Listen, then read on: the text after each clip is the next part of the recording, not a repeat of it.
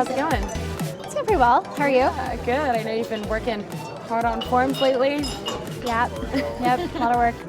Well, I'm really excited about some of the new stuff you guys have coming up. I mean, sounds like you guys are adding more Rx into it, which makes me happy. Yeah, definitely. We're trying to improve the reactive story for forms. So we're basically going to try to provide you more options for how you define your validation pipeline. So instead of just allowing you to do functions, you also can just hook into our validation stream directly.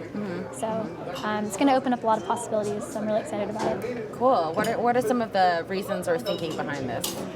Well, one thing that's a common use case in the community is debouncing things. So if you have a user typing a text input, you don't want to show the styles immediately, right? Like you don't want it to turn red as soon as you start typing. You want to debounce it by, 500 milliseconds. So in those cases, if you wanted to debounce using like an Rx operator, that'd be a really simple way to do it, right? You could just debounce time validation.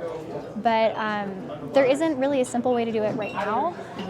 So we're basically doing some internal refactors to make it more of a stream-based system so that users can just plug into that and then use the operators that already exist. Cool, awesome. Any other exciting new features we can look forward to? Well, down the line, we're definitely going to look at partials and formatters, some of the things that you're used to from AngularJS.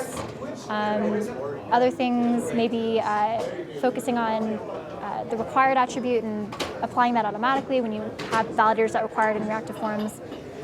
We have a whole pipeline of things coming down. So cool. When you guys make decisions like this about what features to implement, is most of it driven by the current users of Angular and what you guys hear, or is there a lot of just backlog stuff of, hey, this is our general vision from the Angular core team of what we want to do? I think it's definitely a little bit of both. The community is a huge driver for what we decide to work on, because community is like people out there are the people that are actually, they're building applications with Angular. They're running into the problems first, especially when they're building things at scale. So it's definitely smart to listen to them and see what's really necessary. Actually I would say the community is probably the biggest driver. What's a good example of what the new setup is going to help enable?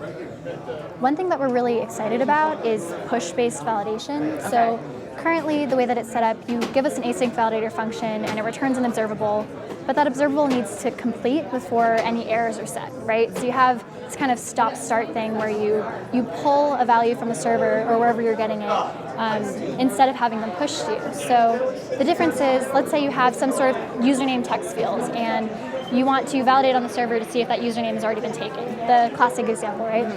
So if you type in a username and you're done typing, you go, you make breakfast, you come back, and let's say someone took that username in the meantime, right? Yes. Someone else signed up for the site. If you're using pull-based validation, you're not going to pull from the server and get a new value because you don't know that anything has changed, right? But if you have push-based, then whenever there's a new value available from the server, it will be pushed to you. So you have like real-time validation that's being updated, whether or not you're interacting with the form. So if we were to change forms in the way that we're suggesting changing forms, it'll make that stuff really easy. Oh, that's great. I remember this one time, my last company, we sold tickets to events. Right? Exactly. And some of our events would be so popular. One time we announced we were releasing at noon, and we oversold by 40 tickets. And we had no idea what to do. So that's exactly the kind of use case, right? So you can manage inventory. So especially with things like Firebase, real-time databases, it's going to be a lot simpler. So. Cool. Where can we find you on the internet? So I'm on Twitter, I guess, Kara for the win, GitHub. Thanks for joining us. Hey there. Are you into reactive programming using JavaScript? Do you have to deal with asynchrony in your web app? Then join this instructor Ben Lesh to learn all of the ins and outs of RxJS in his hands-on workshop. Available online and in person, go to rxworkshop.com for more details and to book your spot today.